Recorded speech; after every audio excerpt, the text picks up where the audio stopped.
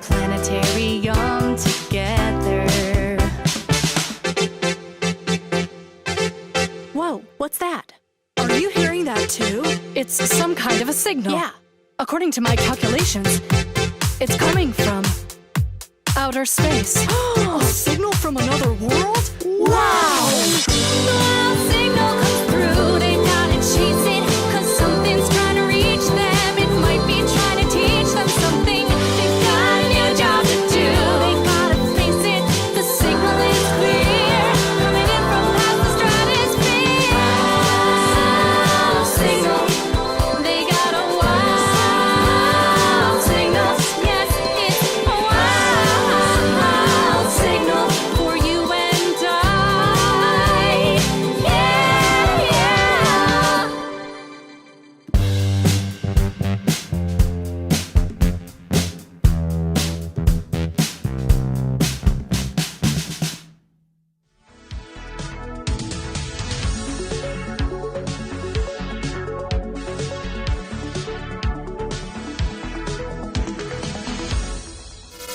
Hi, Chris. Pedro! Oh, I'm so glad you're here! Where are you? You look really small. I am really small. I thought I was building a teleporter, but It turned out to be a shrink ray. What did you want to ask me about? well, I was thinking telescopes make things bigger, and the Adler has lots of telescopes, and you're the curator, so... You want to know if there's a telescope in our collection that will make you bigger. Exactly. No. Do you know how a telescope works, Chris? Yeah, ish. I'll show you. Look at this telescope from the 18th century. This is a reflecting telescope of a type we call Gregorian, after its inventor James Gregory. So it captures light emitted or reflected by faraway objects with a primary mirror like this. That primary mirror is back here. Then the light bounces back towards a secondary mirror here. And then the secondary mirror reflects the light back towards the eyepiece. This is the piece we look through. This will magnify the image formed by the mirrors. Are you sure this thing can't make me bigger? I'm pretty sure, Chris, because it only collects light that bounces off you and focuses the light into the eye of someone observing you from a distance. You look bigger to them, but you stay the same size. Can I borrow it? Can you borrow this impeccably preserved 300-year-old Gregorian telescope? Yeah. Absolutely not.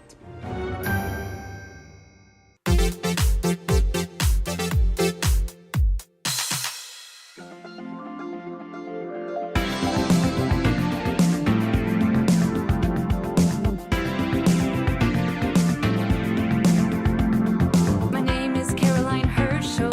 You may not have heard of me. You probably just know my brother Will. He discovered Uranus, you see. He couldn't have done it without me, but the world didn't see it that way.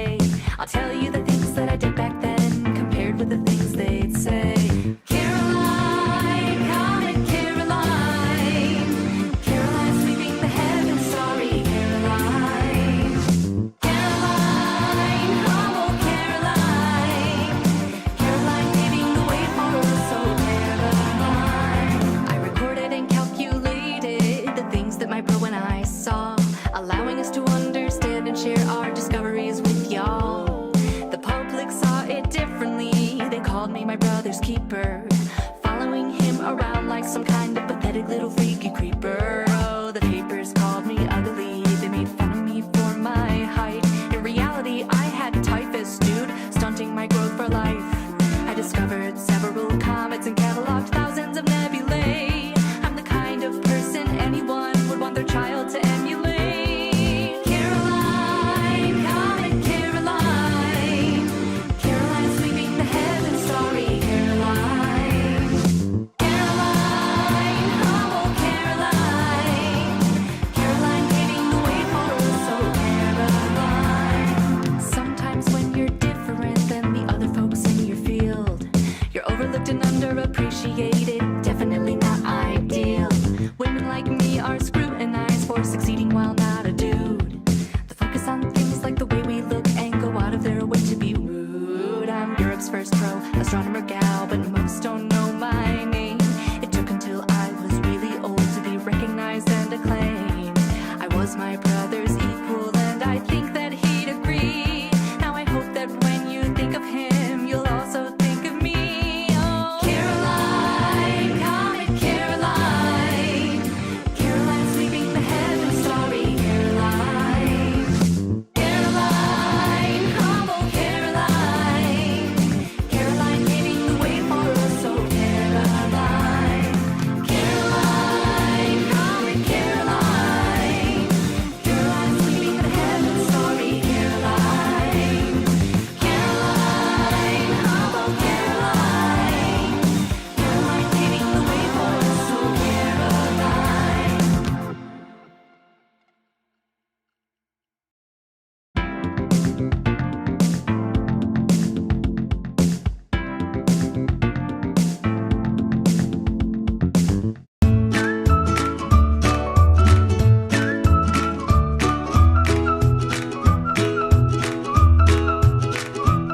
I am Adriana Guzman Diaz. I am an astronomy educator at the Adler Planetarium. I facilitated a telescope to a kid, and he seemed not super excited about anything that he was seeing through the telescope. And I was like, "Do you like telescopes? Do you like space?" And he was like, "Not really." And I was like, "Okay, that's fine. What do you like?" And he was like, "Trains." And I was like, "Okay, what makes you excited about trains?" And then he talked to me about trains for like 20 minutes. His parents were very apologetic. They were like, "I'm so sorry, but also thank you so much." Sometimes engaging somebody or trying to figure out what they feel a sense of wonder about is less about the actual thing that you're doing and more about showing an interest in what other people are excited about and asking questions about that.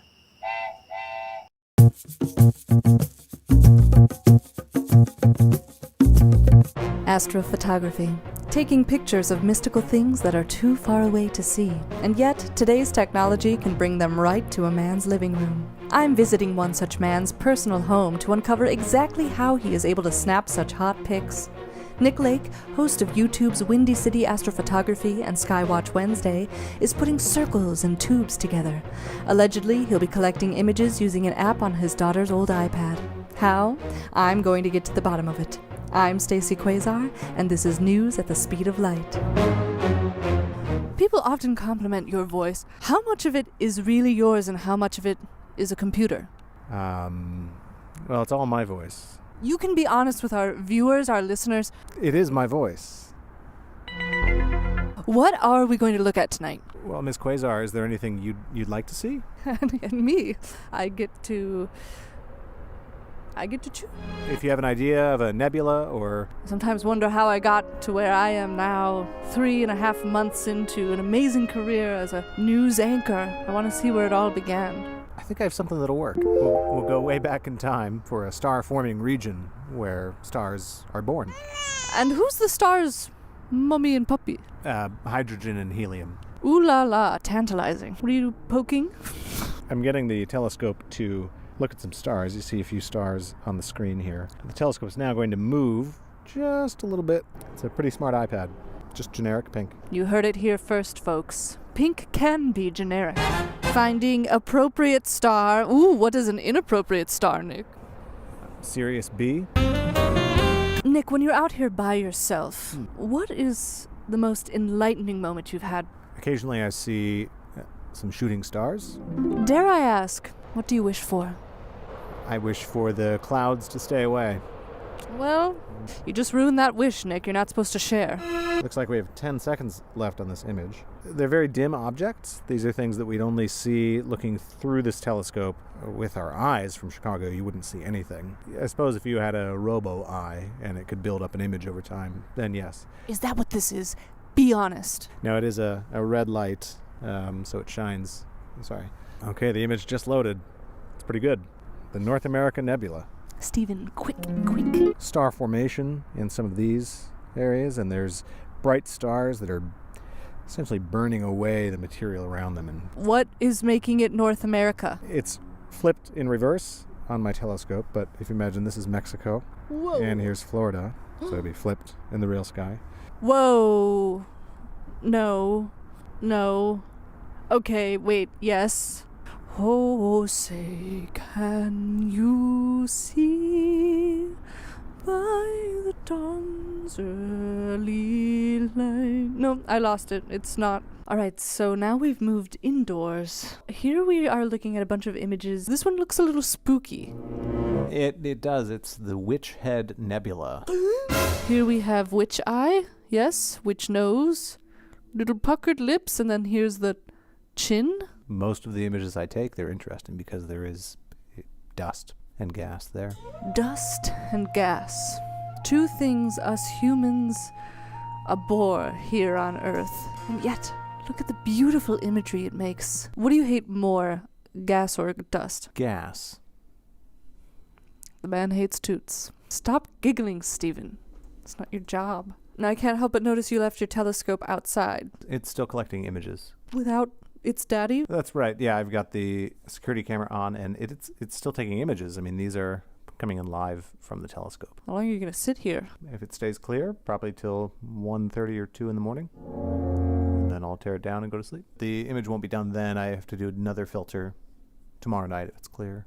This is gas and dust at its finest, right here on a computer in a man's house. Sometimes when this image first comes together, there's a process that I run. I haven't seen the image quite like this until I run that process and it comes up for the first time. And yeah, it's really a wow moment. After you get something like this, do you go look in the mirror and you say, Nick, you did good today? I should try that. Let's try it right now. Hey, stargazers. That's a pretty cool picture that I took out there. Yes, keep going. And you done good. Do it in a southern accent. You done good. Woo-wee! Do you ever do this in the mirror? No, it'd be embarrassing. Thank you for showing us things that human eyes can't see and telling us about it with your voice that human voice can't be. But it is. I'm talking to you right now. Are you? I think we've gotten to the bottom of it. I think we all know the mysteries of the universe are still so far away, and yet so much closer. I'm Stacey Quasar, and this has been News at the Speed of Light. I'm Nick Lake from Windy City Astrophotography and Skywatch Wednesday. What's your sign-off? Clear skies. Is it really? That's it?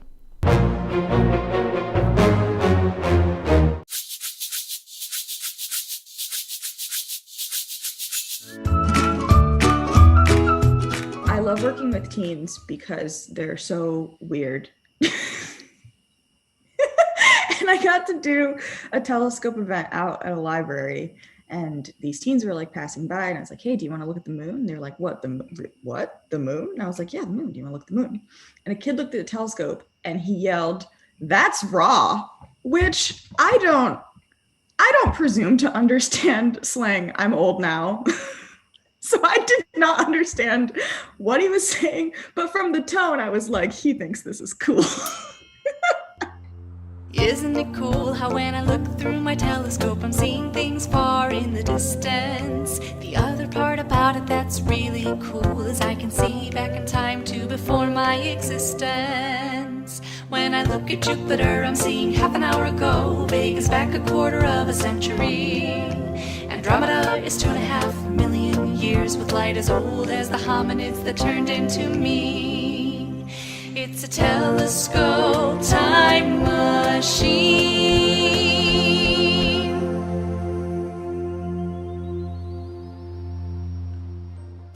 Hi, Chris. Hi, Pedro. Still tiny? Yeah. Apparently, I'm really good at building shrink rays.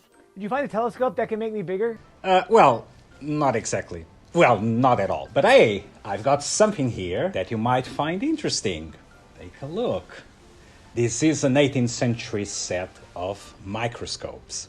Microscopes? I'm not that tiny. I mean... No, but the technology might help you adapt to your current size. This type of microscope was used to project a big image of a tiny object onto a wall or screen before an audience. It's called a solar microscope. We could use it to project a real-size image of you on a wall for meetings. Oh, that's fun. I have to say, Chris, though, the resolution isn't the best, so your image might be slightly blurry. Blurry? That sounds dangerous. Oh, not at all. Remember, Chris, these microscopes bend the light reflected by the object that we are observing. Just the light. They don't change the object in any way. So, no matter how we use these microscopes, they won't make you any bigger or any less sharper on the edges. I hear what you're saying, but I think I could use it to make an incredible embiggening machine if you just let me take it apart. No. Wait, just a little. No, Chris. Just a little. No. Just a little. No, no. Just a little. Bye-bye, Chris.